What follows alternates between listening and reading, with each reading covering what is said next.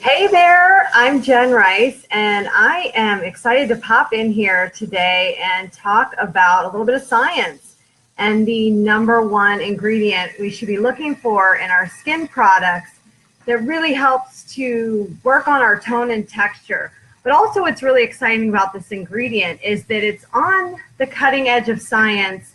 In the laboratories, they're actually using it to work on skin growth and repair, which is actually really exciting because that can be used for all sorts of things like burn victims, people that have injury that need to do some scar repair, or all sorts of things for tissue regrowth, which is, it's just a really exciting field and exciting time to be able to have access to this kind of science and products, right? So I'm going to focus today on an ingredient that I've personally been using for probably, I don't know, probably the last 4 years or more. And certainly as skincare products have gotten more sophisticated, they have changed the molecule and gotten it to be smaller, able to penetrate better. And why do we care about that?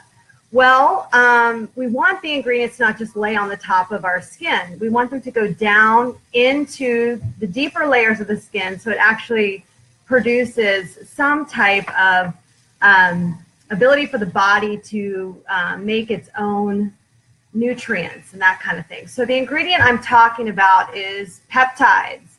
So I'm sure you guys have heard about peptide this, peptide that, buy this because it's got this kind of peptide. What exactly is a peptide? And if you know, hey Jeff, thanks for joining. Hey Carrie.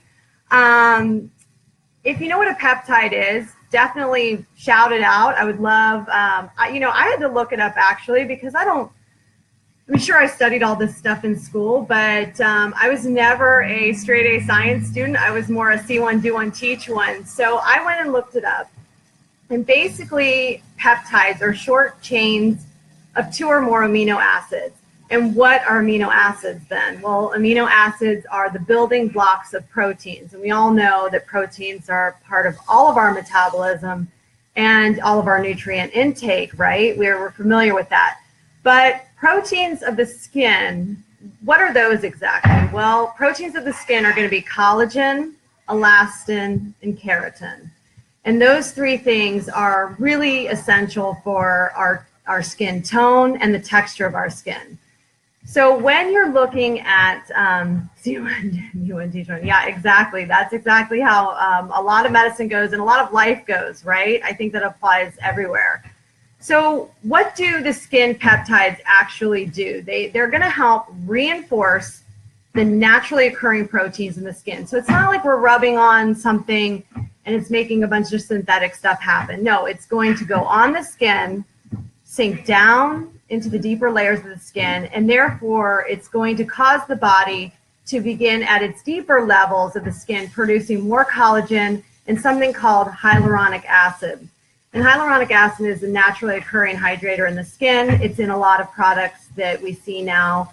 HA, I like to say for short because who wants to keep saying that over and over again? It's really great for hydration of the skin.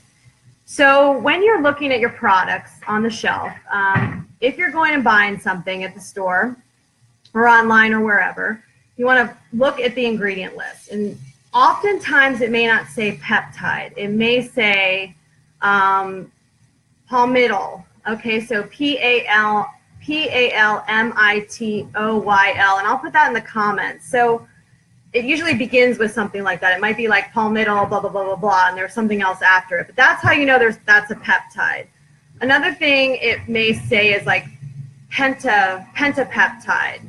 And those pentapeptides are actually something that as your skin matures, we lose the ability to regenerate skin cells. And pentapeptides help that to happen, as well as oligopeptides. So, okay. Now, what are the pros? I'm guessing that you guys are thinking, okay, well, I get the pros of using it. It's going to help my skin with rejuvenation. It's going to help with tone and texture. What are the cons of using peptides? Well, if you don't store peptides correctly, if the jar is not closed properly, it isn't, it's getting too much air, they can definitely degenerate in the air and in light. So what does that mean? If you're driving around your car and you have your, cream with you, your liquid serum, whatever you're using that has peptides in it, it's going to degenerate because of the heat in the car, which when a product, so this is really key, when a product gets overheated, any product, even sunscreen, basically the ingredients can, they're together like this, like they're covalently bonded. And by the way, C minus minus in organic chemistry, barely passed it, begged the teacher, said he was my last prerequisite before PA school. I was literally finishing in December, getting into PA school with the idea in January that I was passing organic chemistry. So they had already told me in my PA program, hey, you've got to pass organic chemistry or we're going to not, you're not going to be able to get in. And he was a really tough professor. It was a community college professor too, mind you, that was, he was like tenured. He was in a great position, for himself. He'd been doing it, 40 years. And I thought, of course, he's just going to pass me, right? But I had to work for every bit of that. When our class started, there were 25 of us. There were 4 in the end, and I thought, oh my gosh, how did this happen? So C minus minus organic chemistry. Don't ask me about covalent bonds and hydrogen molecules, and it just so see, you can still move on to further education and careers and do paths you never thought you were cut out to do, even though you're not good at something initially, right? So that brings me back to the denaturing of the protein. So they denature, fall away, and poly who exactly? They fall away, and then they don't come back together the same. So if you have a peptide product, you can't just have it exposed to light and not airtight. So you'll start to see a lot of the containers coming out, especially with some of the higher end companies or offerings. They're going to be in a container that the light doesn't penetrate through it. So if it's sitting in a room, even having a light on in the bathroom, let's say, is still a UV of some type. So maybe a darker container, a non-see-through container, and of course, the more airtight, the better. So, not all products are created equal for sure, but I do think that the market offers a lot of great peptides, both over the counter and more premium skin options. So, okay, now if you like this ingredient stuff and you want to learn more, I actually have 10 main ingredients that are in today's skincare products that you want to pay attention to and perhaps know about. And if you don't want to know about it, that's okay too. But if you'd like my list of the 10 ingredients in skincare products, just shoot me a private message or maybe comment below. I could definitely send that over to you. And I would say that adding a peptide product into your daily skincare regimen is really important. And if you'd like to know what I would recommend, you can send me a message on that too. But I'm also doing an event tonight, and it's called Pajamas and Peptides. And that's why I had all this research out and handy. And I thought, I'm going to use this in the event tonight and a little bit more. I mean, we're not going to get too much into science, but enough that we can share. So if you're interested in attending that event tonight, it's going to be a Zoom event. I'm happy to shoot you that meeting. Joining ID, it's going to be 9 p.m. Eastern. So I hope you guys learned something on peptides. If you did, please consider sharing this with people love knowing more and more about skincare.